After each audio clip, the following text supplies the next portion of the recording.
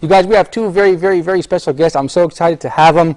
Of course, we have a very prominent American revert to Islam. You've seen him on the straight path before. Our good friend Mustafa Moore, as well as the German Sheikh, the Mufti from Berlin, Sheikh Abu Hamza, Pierre Vogel. Assalamu alaikum, Mustafa. Assalamu alaikum, Abu Hamza. I'm just teasing you guys. It's always an honor and thank you for coming back, Sheikh Abu Hamza. I'm just teasing you. Thank you so much. And Mustafa, it's your first time on Let's Talk. I've seen you on the straight path. I'm happy to have you here, all the way from North Carolina, right? Yes. All right. And of course, we have our handsome studio audience, mashallah. How are you guys doing? Thank you guys so much for coming. We have our regulars. I think we have a couple of new guys as well. We have a new guy right there, don't we? I haven't seen you on Let's Talk before. First time. Maybe you can hand him the microphone. Where are you from? Munich. Munich, mashallah. We have another German brother. All right, it's like a German episode again, mashallah. Well, thank you guys for coming.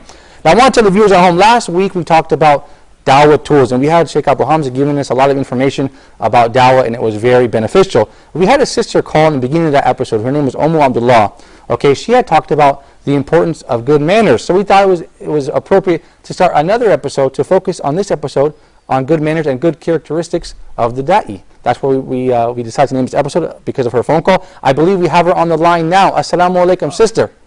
Alaikum salam wa rahmatullahi wa barakatuh. Thank you so much for calling us. Go right ahead. Thank you for having me. And I believe that having a good character is one of the most important factors in any successful da'wah.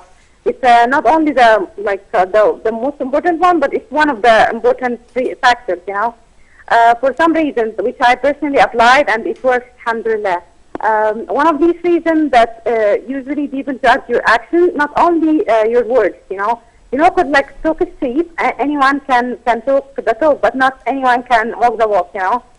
Yes, that's an excellent point. One of the other reasons, because people are smart, and people tired of hypocrisy, not doing the things and say another thing. Right. You should practice what you preach. Yeah, good point. But sister, do you think good manners is enough? Good characteristic is enough? No, good character is not. It's just a first step. It's not an only step. It's just a first step. But it opens the doors for you for the da'wah, but you still have to give a direct message. Thank you so much, sister, for your call. Thank you for your call last episode, because actually, after the episode, Abu Hamza called me. He said, that sister had a great point. Let's revisit that issue. Thank you so much, sister, for calling. Jazakallah. May Allah reward you. Thank you so much. Sheikh Abu Hamza, that's a great point. She said a couple things. She said, practice what you preach. People want to see your actions and not judge your words. Yes, of course. أولا بسم الله الرحمن الرحيم الحمد لله والصلاة والسلام على رسول الله. Last episode, I felt maybe she felt as if I criticized her, but I didn't want to criticize her because I like this point, because it's very important. But I just want to say something in addition to it, and as she said, it's not enough. It's a first step, and it's not only a first step, but this is something a da'i should always have. And this is why I wanted to talk about this, because in our experience we met that a lot of people have a wrong impression to this concept, that a da'i has to have some good characteristics. First of all, they don't really know what does character, akhlaq, mean. Right. Linguistically, it means it's the plural of khuluq. Right. And khuluq and khalq, that comes from creation, and the khalq is the outer look, I see. and the khuluq is the inner look, and this is the plural of the inner look. Right. This is why for example, I don't like this guy if somebody says this guy has a bad akhlaq. Right. Because actually this means this guy is absolutely bad. Yeah. So I like it more, and this is also something in dawah.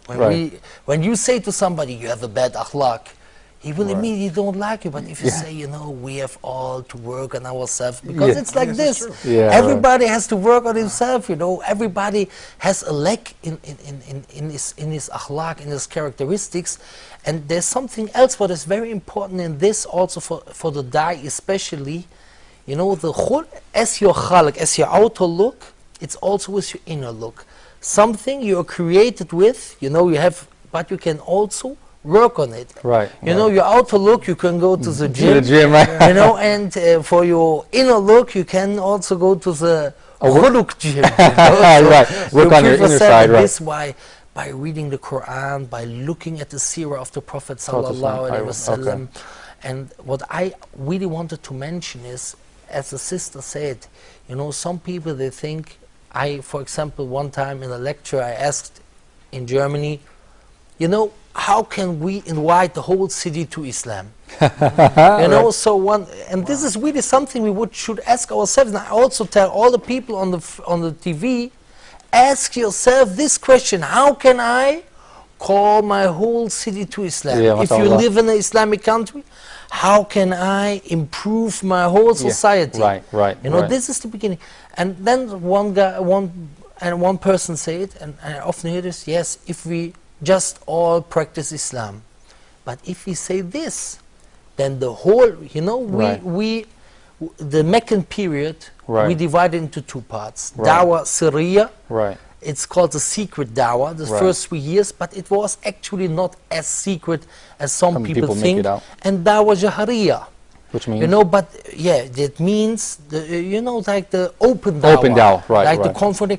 But if we say it's only like I'm handling good with people, then we will never come to the stage of the openly preaching Dawah. And this is something very important I wanted to focus on. So it's not enough, just good character. It's very, very important, because if you, for example, preach something and then you do something else, for example, you know, this is kind of hypocrisy, not being truthful in your speech. And this is one of the worst attitudes. The people will afterwards never follow you and never hear what you say. And Sheikh Hamza, if I can get myself in here, being from the United States, as you can see, people are tired of seeing people, like, as the sister said, you know, say practice what you preach. Yes. We have a lot of preachers, they always end up on TV, especially if you have a Christian background like we had. You have a lot of preachers that are telling you this, and this, and then they get caught doing something bad. So this really sets people back. So how important is good characteristics in the Dawah? It's very important, isn't it? Oh, it's very important. Bismillah ar-Rahman ar-Rahim. The Prophet alayhi salam said, he came to perfect good manners. Okay? So I mean, that shows you exactly how important it is. Of course. It's at the beginning of our deen. This is what we need to do as good Muslims, is to perfect this thing. Of course. And what the brother was saying about the secret dawah, it wasn't exclusively just for the Prophet alayhi salatu wasalam. Sayyidina Nuh alayhi salam, he did the same thing. He did secret dawah and he did open dawah for 950 years. You know, and had a handful of people best when he you know, and subhanallah, you know, a lot of people may not think about it, but Allah Azza wa Jal destroyed those people. Destroyed those people. And not just, you know, not just that city like he did with Lut. He destroyed the whole world. And Nuh alayhi salam, he was the only one. And what was he doing? He was practicing good akhlaq. Okay? So it's important. It's a very important. It's a very important issue. You know what I want to ask both of you? You know, people say, what about Indonesia? They always say Indonesians became Muslims, the whole country became Muslim because of the good manners of Muslim businessmen. What do you think about that? You know, if somebody means by that there was dawah only with the akhlaq, so this is that's what they mean when they say that. This is what some people say. You know, actually they take the Indonesian example as an excuse for them to not really preaching to people the religion. We have just to live. So it's really, you know, Indonesia, it's no doubt there was never, you know, a Muslim army came there, and you know, but it's, for example, how can you speak the Shahada if nobody tells you how to do it? So yes, you know, so it cannot be only the akhlaq. There has a bit of preaching. But what I believe, and this is, you know, when we see the Prophet alayhi salatu wasalam, at the beginning, you know, I say the first day of the dawah, when he came to Khadija, all the people at the beginning, Khadija, Abu Bakr, Ali, Zayd ibn al-Haritha, they accepted Islam. Why? Because they know his akhlaq, that he will never lie. And before you continue, let me just take this phone call really quick, Sheikh Abu Hamza. I'm sorry for interrupting you. Go ahead. Assalamu alaikum. I believe we have a call on the line. Assalamu alaikum. Can you hear me? Wa alaikum assalam. I'm fighting. Oh, thank you for calling. Sister. Where are you calling from? Go ahead, sister. Fatima from Nigeria. Go ahead, sister Fatima. Oh, I'm sorry, the line cut off. I apologize. Sister, give us a call back. We're waiting for your call. Sheikh Hamza, I'm sorry to interrupt you. You had said these people accepted Islam from the good manners of the Prophet of Islam. Yes, but there has also be a kind of message. Preaching, right. a kind of message. Because I mean, if I see somebody and he has a good manner, it's a beginning step. Yeah, it opens the door. See, and also something else. For example, friendliness. Right. If you have somebody who's always treating you good, is always nice to you, right. you're ready to hear what he preaches to you. Right. But if you have somebody who's very arrogant, he goes around, he says to you, you know, he's playing like, you know, if he tried to talk to you, you don't want to hear what he's talking. Yeah, yeah. And this it's the first step. And this is, you know, what the Prophet ﷺ teaches. And we have also to mention, the dawah is not only with non-Muslims. Right. It's also with Muslims. Right. For example, the Prophet ﷺ, his behavior with his Sahaba. You know, Anas ibn Malik, he reports, you know, he was 10 years, he was serving the Prophet ﷺ. And he says, the Prophet, you know, he never talked bad to me. Right, and he never said, why did you do this and that? He had a very, very nice way to speak with the people, to correct the mistakes. But sometimes, when he knew from his wisdom that he should speak hard, that they need a warning, he was warning. For example, I give one example. In the Ghazwatul Hunayn, you know, there came a lot of tulaqa, that was the people who were freed in Mecca, and they became Muslim, and they went to Hunayn, and on the way, they wanted to have a tree to put their weapons on. Okay, right, right. Go ahead. Abu Waqid al-Laythi, he reported this. So they said, اجعلنا ذات الأنوات كما لهم ذات الأنوات. Make a tree for us as they have a tree. Right. So first of all, they go to the Prophet and ask him. Say, no, we cannot do it from ourselves. Right, so what did the Prophet say? He said, Allahu Akbar, innaha sunan, wallahi kultum kama qala banu Israel. Wallahi, Allahu Akbar, you say it like the children of Israel said. These are the ways that are always repeating, the sunnah. Right. You know, you say it like Bani Israel said, Ij'alana ilahan kama lahum aliyah. Make a God for us if they have gods. Right. So this case needs strong response. Very, very strong response. Right, you know, right. So, but you know, because the hikmah, the wisdom, was here to give a very strong response, because this is not an easy thing. This is now about to heat. Right, this is a very, very serious mistake. Right, big mistake. You know, and really, and also because the Prophet is also a human being. You know, he has this feeling, and this is also good characteristic of a da'i, which has a lot of influence, that he has this jealousy for Allah, that he has this love for Allah. Right. So because when you have this love for Allah and this love for the religion, you know, when you speak to somebody, he feels this. Right. This is a big he has impact. zeal for Allah Azza wa Jalla. Yeah, subhanAllah. Yeah, zeal. So, zeal. Yes. You know, for example, I want to talk a little bit about friendliness. Okay, we should be friendly as a da'i. But however, I saw something interesting today on my way here to the studio. I saw a man with a beard sitting next to a man playing music, and then the other man was smoking cigarettes. So I wanted to say to this man, I mean, is this befitting? I mean, we should be friendly with people, but when they're committing some act of sin, shouldn't we have to warn them or leave them? We shouldn't sit with them. No, what do you think, Sheikh? Go ahead, Musaf. The Prophet alayhi salam told his Sahaba to leave them while they're doing the bad things, and then rejoin them when they're doing the good things. Yes, right. Yes. Yeah, good point. Thank you. There's also, you know, in Surah Nahl, the chapter 16, verse 126 or 125, it said, you know, and this is what Ibn Al-Qayyim rahimahullah says about this verse. Ud'u ila sabili rabbika bil hikmah. You know, call to your Lord with wisdom. Actually, wisdom, it's, you know, you can also understand from it, it mustn't be always lean, you know, like gentleness. It depends. It depends. But, you know, Ibn Al-Qayyim, he says, you know, first you are gentle. And then he says, وَمَوْئِذَةِ الْحَسَنَةِ, and with a good, you know, maw'idha is something which also warns you. Right. So these people, you know, you can also go there and say, what are you doing? You know what you do? Right. You know, sometimes people really need this kind of warning. Right. So, and this is also something I want to say for the people outside. Right. You know, we try to put everything in the right place, but a da'i will never be able to speak always, to find always the right words for the right situation. Right, right. So It's don't be too afraid. Try to do your best. Right. Try to do your best, but don't think, you know, that, you know, for example, I give you a very easy example. An open lecture, you give a lecture as a da'i. For example. There are people, they already know this topic.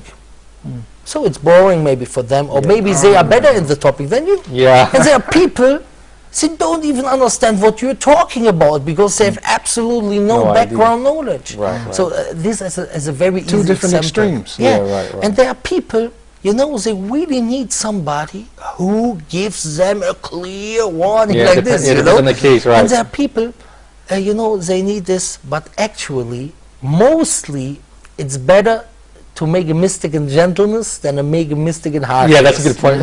I give you one example, you know, and this is a very, very, very good example from the Quran. Before you go to, we're going to go to a short break. I'm sorry to interrupt, and welcome back to Let's Talk. I'm joined by my two friends, Mustafa Moore, all the way from North Carolina. Where about North Carolina?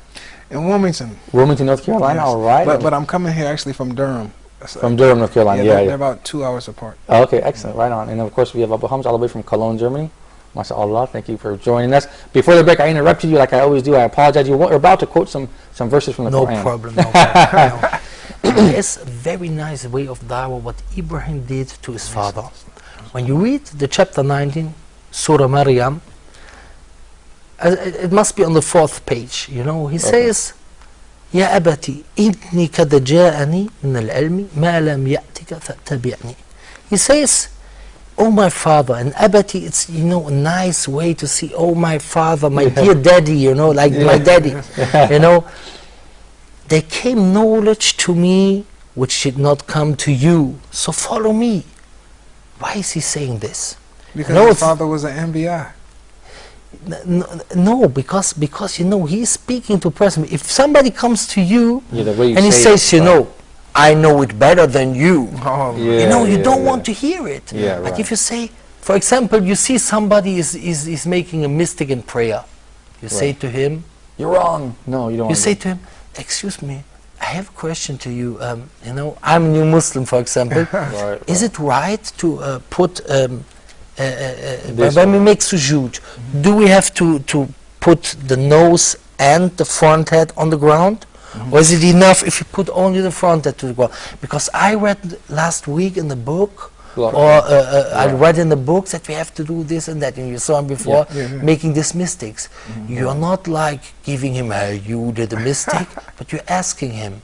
And you're giving him the same time the information like, the knowledge came to me, you know, I'm not intelligent. In a nice way, and you know, it was like, you know... the way you tell them, in a nice way. You know, and this is really, you know, when we talk to, especially when we talk to other Muslims, or older Muslims, we can give them the message with this in a better way. You know, I read, I heard, excuse me, I heard. You know, maybe, you know, I'm not intelligent, more intelligent than you, but I heard it. Maybe you could also hear it, but I had the fortune to hear it before you. You know, this is a good characteristic, the good manners, the good approach. And I think this is good with especially with the non-Muslims. Right, of course.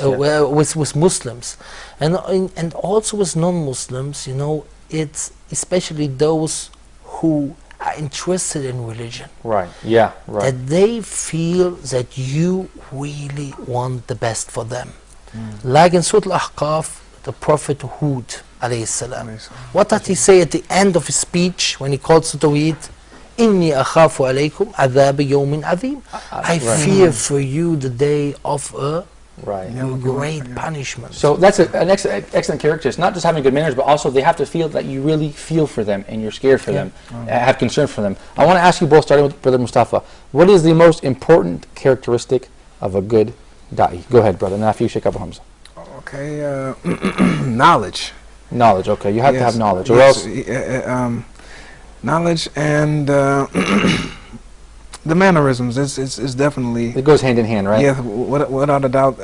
If you have knowledge but you don't know how to present it, then no one's really going to be too much interested. And if you have, you know, all the enthusiasm in the world, but without knowledge, it's not going to do you very much good. Yeah, that's a good point. Yeah, excellent point. Sheikh Abu Hamza, what are your thoughts? The best characteristic of a da'i? Look, there is more than one characteristic. But I mentioned, you know, one da'i of the Prophet ﷺ, and his name is Ja'far bin Abi Talib. Ja'far bin Abi Talib, the Prophet said about him that he is the one who is most close to him in outward appearance and in characteristic. Oh, wow. Yeah, that's a huge... Ja'far bin Abi Talib. And Ja'far bin Abi Talib, when he was standing in front of the Najashi, you have to see, yeah, go ahead with you know, this situation is, Amr ibn As comes... Before he's Muslim, and he is before he becomes Muslim, and he is an enemy of Islam, and he has a good relationship to the Najashi, and it is a very severe problem now. If they will now come back to Mecca, it can have a big problem. Yeah, right. So they are talking about what will they do now. So he says, we say what the Prophet said, and what is standing in the Quran, كَائِنٌ فِي ذَلِكَ مَا وَكَائِنٌ. It doesn't matter what happens. Right, they didn't we compromise. say the truth. Yeah. So he stands in. So this is the first attitude. This braveness. Confidence. You know, that he stands there. Right. Doesn't care. It has a big. You know, because the people say, you know, this guy cannot talk like this if nothing is there behind it. You know. So and he gives the speech. You know, what does he say? Ya ayyul Malik. He's friendly. Right. Next characteristic. Yeah. Ya ayyul Malik. كنا قوم أهل جاهلية. We were the people of ignorance. Right. نعبد الأصنام ونأكل نأكل الميتة, and we eat the dead animals. ونأتي الفواحش, and we did commit fornication, adultery, and everything. Right. And then he mentioned something about the Prophet. You know, he says نأتي الفواحش ونقتل الأحرام ونوصي الجوار حتى بعث الله إلينا رسول منا. So then he comes to the Prophet. Right. Then he sent a prophet from us to us. Right. Why is he saying from us to us? So that you know that the king knows, they know him very well. Right. So the first he say, نعرف نسبه. We know his nasab. Nasab means like his, you know, his chain his of whole, lineage, right? Especially chain of lineage. Okay. Why does he mention this? So that the Najashi knows we know him. Why do they believe in him if they know him so well? So then he says, نعرف نسبه وصدقه, and his truthfulness. Right. وأمانته, that he's trustworthy. Yeah. And عفافه. عفافه means that he does not commit fornication. Right. And this, practicing what he preaches. And all these attitudes, truthfulness, trustworthiness, and to not to manners, friendliness. Yes, these are all, you know, all these manners are very important, and this is why the Prophet, his name was Al-Amin, As-Sadiq Al-Amin. 40 years he was living there, and he made, you know, he came with this, he said to them, the first open speech or the second on the Mount of Safa, what did he say? If I would tell you that there is an enemy, army that want to destroy you, would you believe me? And they said, yes, of course, we would believe you. Would you believe me? They say, of course.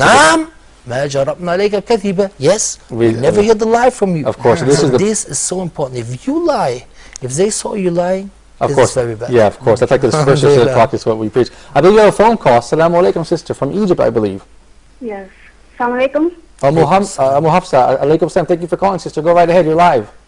Yes. Hi. I want to know how can someone develop their good manners if they've had bad manners all their life and they want to do dawa and they don't really get along with people in general? How can someone develop good manners? Thank you. Actually, thank you very much for that question, sister. Actually, our friend in the studio audience in the break, he just asked that question. Mr. Akim Basuni, he's a regular at Let's Talk. I know he says he's Egyptian, but I really think he's from Bosnia also, or maybe Germany. No. I want to see your passport, Aki. No. I'm Egyptian. Well, you were just asking the same question. You said, what about correcting the bad manners? Yeah. Starting with Mustafa and then going to Sheikh Abu Hamza. How do we correct bad manners? Well, we would have to go back to the ones who had, with the Prophet ﷺ, who had the best manners, and see how he lived his life and how he conducted himself. Yeah, of course. That's that's the best example. Yeah, alhamdulillah. Number one, and you recognize that you have these mistakes. Yes. Yeah, so that's good. Obviously, yeah. Sheikh Abu Hamza, if I'm a guy, I have bad manners. I recognize it in myself. I want to improve this. What are some practical steps I can take? You know, first of all, like Umar al-Khattab said, حاسبوا أنفسكم قبل أن تحاسبوا. You know, this means, take care of yourself. You know, look at yourself, make muhasaba. That means like account yourself. You know, account yourself before you account. So look at yourself. Where are your mistakes? You can also ask some friends. You know, and then the first step is, you know, like reading the Quran, and reading the Sunnah. Right. Really, I tell you, if you read, for example, with Riyadh al-Salihin, there's a very big chapter, you know, quite in the middle end, you know, of the book about akhlaq. If you read this, and if somebody speaks Arabic outside, I give him the advice to read Sharh Riyadh al-Salihin from Sheikh Uthaymeen. Believe me, you know, he will give you a lot of good information. You know, then to be with people who have a good akhlaq. Believe me, you know, because what we have to know that the feeling somebody has inside, you know, now, you know, some people say, yeah, Abu Hamza, where do you have this from? You know, right. Well, you know, the feeling somebody has, he can transmit it to other people. As illnesses. I give you an example. You come into a room, all the people are laughing. Will you cry? No, nobody. You start to laugh. You come to a room, everybody is crying. Like, you know, you will get sad. You know, if you are together with people who have a good akhlaq, it has an impact on you. It rubs off on you. This is now our experience. Now I come from the Sunnah. The Prophet said, the example of the one, you know, who sits with the good and one who sits with the best, it's like the one who sits with the mist, somebody who, what does this mean, haddad? What does this haddad mean? What does that mean? Nafikhul khir. We call it oil. Blacksmith. Yes, blacksmith, exactly. You know, when you sit with a blacksmith, you get a bad smell, or maybe, you know, some a sharara comes, you know, on your a spark, comes. So you will have, it will have a bad impact. And if you sit with the one who gives you perfume, you will smell something good, or you will smell good afterwards. It has an impact on you. It rubs off. You know, and this is also how the Prophet educated his people. So look which people have this good akhlaq, and which people try really to be like the Prophet ﷺ. And I give you, you know, for the people here in Egypt, you know, I know one sheikh, he is very keen to try to imitate the Prophet in his characteristics.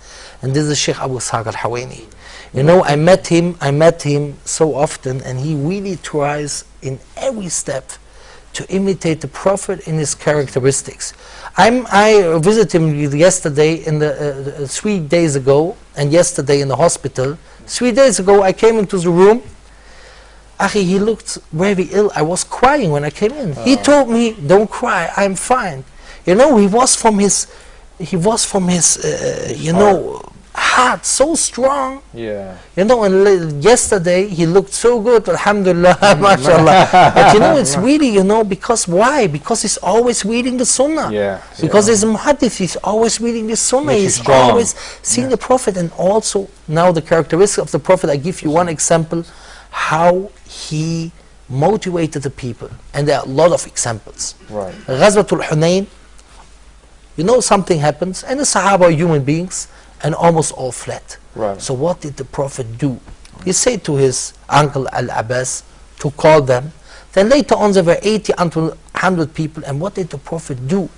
He was the one who went right in front of the enemy, and they had to get his mule, you know, and he said, "Anna Nabi la kadhib, Anna ibn Abd al-Muttalib," you know, I'm the Prophet, this is no lie. I'm the son, from the ancestors of Abd al-Muttalib. So look at this braveness, and this braveness had this impact on the people that they came back. Bravery and courage. I think we have a call. Fatima from Nigeria. Assalamu alaikum, sister. Assalamu alaikum. Thank you for Thank you for calling back, sister. Go right ahead. You're live on Huda TV.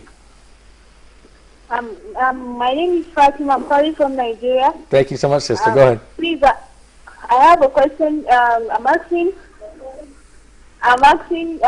about the issue of those Muslims going about killing Muslim scholars. Because it's very common here in Nigeria. And my second question is... Those Muslims doing what, sister? Those Muslims doing what in Nigeria? Yes, Muslim brothers going about killing Muslim scholars in Nigeria. Oh my God, I didn't hear about that. It's very bad, very bad. Would you like Sheikh Abu Hamza to speak a little bit Killing? about that? Yeah. Killing And the scholars. next question is, I'm asking when, in a situation when girls' hostels in school, you know how the hostels are in school? Sister, can you repeat that? I couldn't quite hear you. Yes, I said girls' hostels in school, the behaviors in school, sometimes they move about half naked, thinking whether they are Muslim sisters or they can move naked inside the hostel. So I want to know whether it's right or not. Oh, okay, thank you very much for your call, sister. I couldn't quite hear the second question, but we'll get the information from the van, inshallah.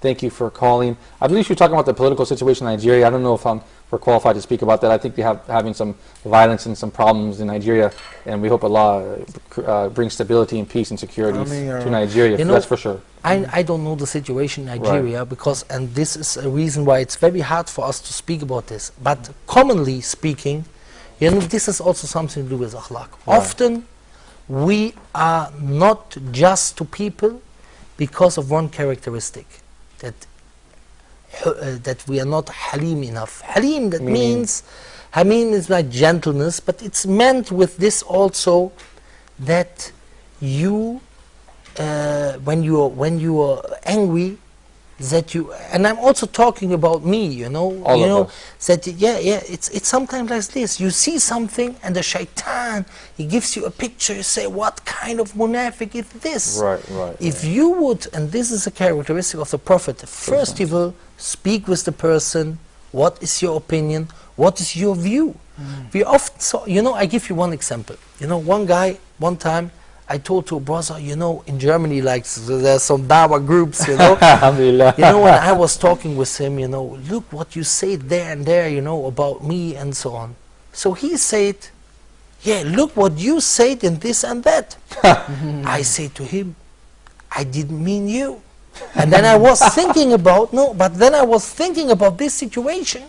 And I thought, subhanallah, if I would be in his situation, I would exactly mean that he means me, you know. And I would be so angry, I would go in front of his house and say, what did you say about me? You know, yeah, and this is what I mean, you know. We should always first, and there's a very, very, very important hadith of the Prophet, الشديد ليس بسرعة وإنما الشديد من يحمل نفسه عند الغضب.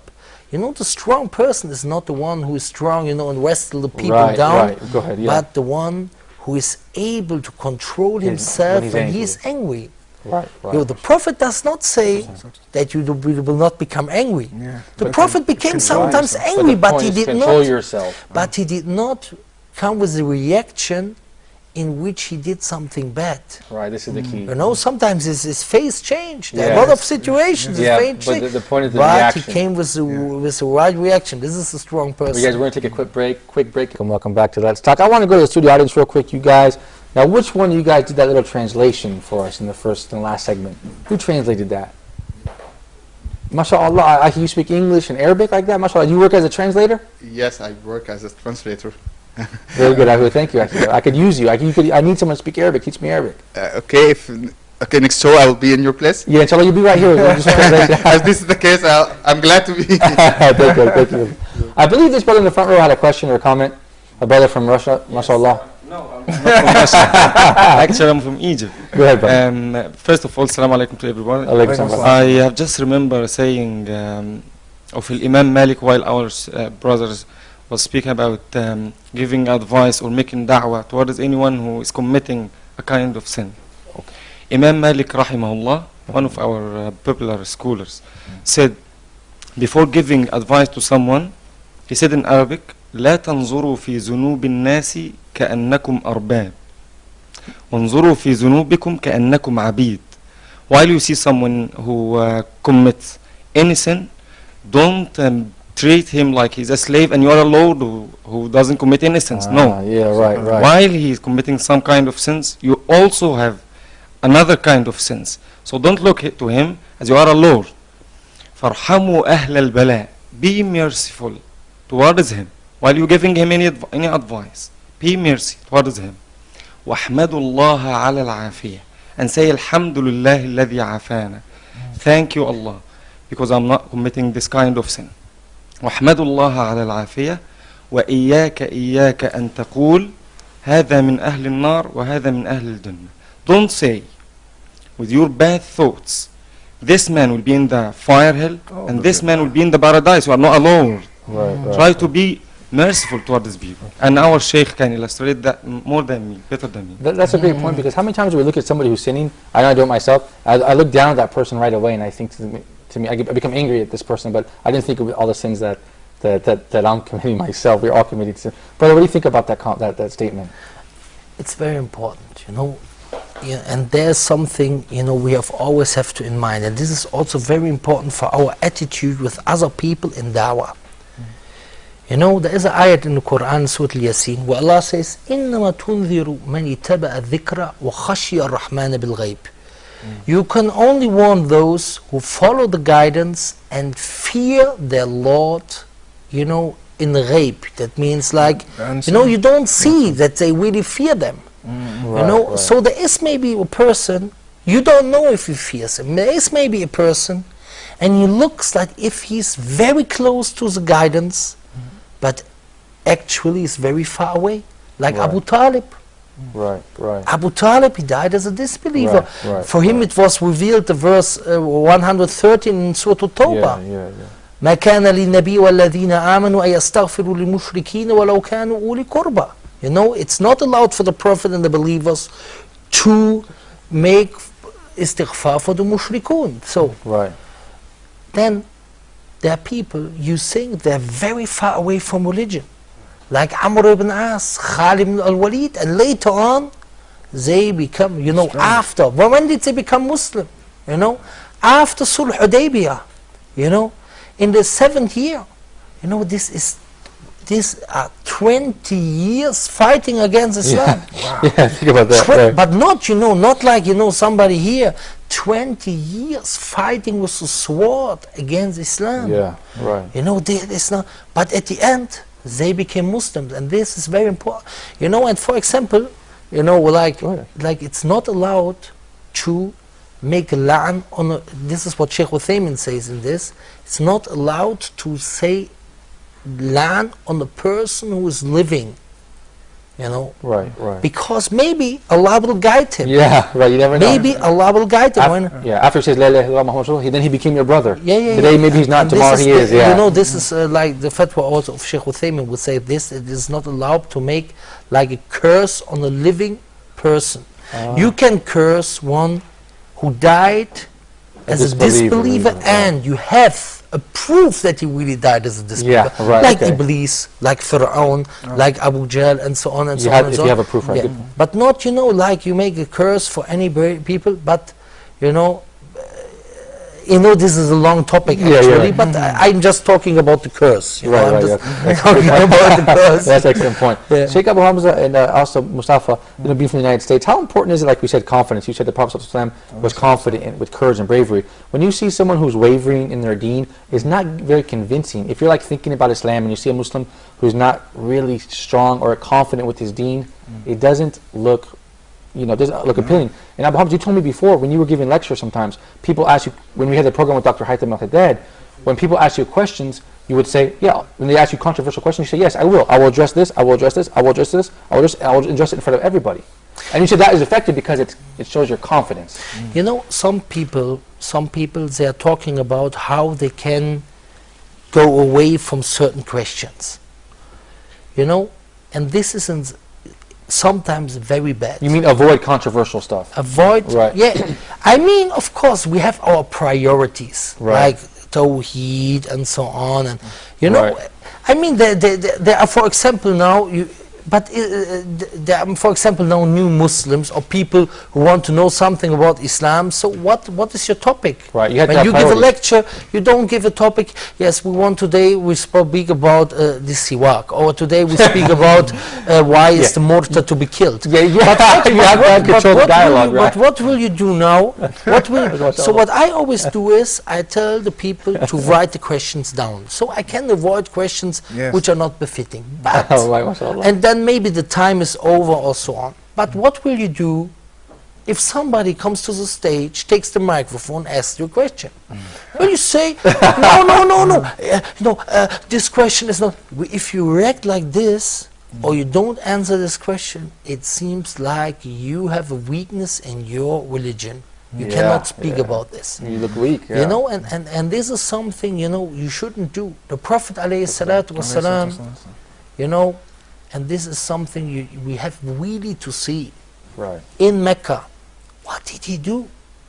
He went, you know, some people say, you know, he didn't, you know, if somebody didn't accept this dawa and so on, he didn't, you know, be like giving answer to them. Right. But you know, if you really look into it, the Prophet ﷺ, he went to the Mount of Safa, and he calls them all with the alarm calling, was sabaha, you know, and all the people are coming, and he tells them, inni nadhirun lakum, I'm a warner to you. So Abu Lahab is cursing him. What does the Prophet say? Does he say, oh, I better next day don't come back to this here? No, the next day he gives dawah one more time, and then he goes to the marketplace, and then he goes to the mukhayyama, to this camping places, or this tents of the pilgrims, and he continues and continues and continues. And for example, Abu Bakr, you know, he wanted to emigrate to Abyssinia. Right. So Ibn Dughunna, he was like a leader of the Ahabish, you know, like the Habesha people. No, Ahabish, these are people around Mecca. And he said, a person like you does not go out, and he should not be pulled out. So go back, you're in my jiwar, you're in my protection. Okay. So the Meccan people, look now, they speak to Ibn Dughunna, and they say to him, you know, Abu Bakr, we don't want him to pray at the Kaaba. We accept your protection, but he should not pray at the Kaaba. Why? Because his prayer, he had a lot of khushu. It had a lot of impact. So what did Abu Bakr do? Did he say, oh, now I hide myself? No. He prayed in the house. He had like something like a garden, you know, something like a place before the house. So he prayed there, so that the people could still see him praying. And then all the people came and would look at his prayer. But what is this? This is kind of self-confidence. You know, if you forbid me this place, I go to another place. Yeah, confidence. Yeah. I like that point, because I think that if we don't have confidence, people don't take us seriously. And we should always have confidence. I know in the United States, I think the dialogue, we let them control the dialogue. So like Sheikh Abu Hamza said before, they're doing dawah with us. You have to have priorities, right? Do we want to speak about, we want to control the dialogue and direct them to important information like Tawheed, for example. Right? We don't want them to control the dialogue with us. Yeah, you know, in Germany, lying means lügen. So we say always, you know what they want? They don't want the dialogues, they want the dialogue. Lügen, you know? Right. So, you know, for me, it's not important to have a small talk with people. I want to speak about the topic. I want to speak about what is the way to paradise. This is what the Prophet did. This is what the Prophet did. We speak about our religion, and we say to anybody what Allah says in the Quran. The Prophet was not ashamed to tell him this. We have to see this in Surah Taha.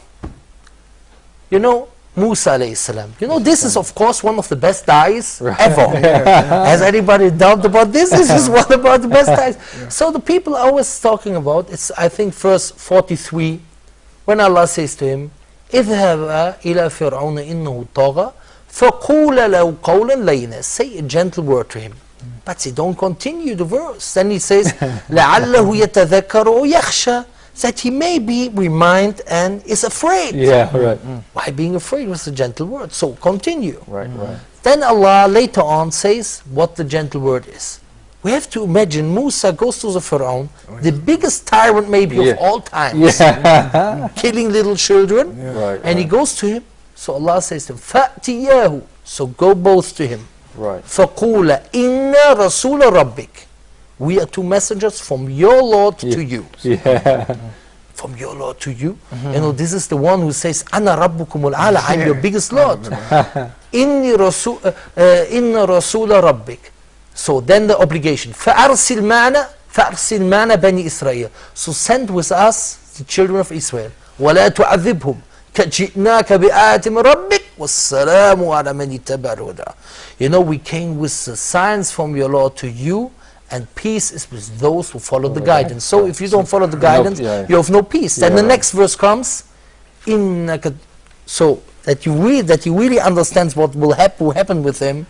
إِنَّ قَدْ أُوحِيَ إِلَيْنَا أَنَّ الْعَذَابَ عَلَى مَنْ كَذَّبَ وَتَوَلَّى. It's revealed to us that the punishment will be on who Lies.